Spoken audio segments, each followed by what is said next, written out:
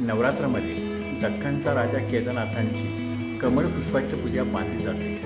कारण देवाचा भक्त कमळ भैरव यानं देवाकडं असं मागणं मागितलं की मला तुमची सुवर्ण कमळाची पूजा बांधायची आहे, तर तुम्ही कधी बांधू. तर त्याप्रमाणे देवाने त्याला वरदान सांगितलं की ही पूजा तू नवरात्रामध्ये बांधू शकतो.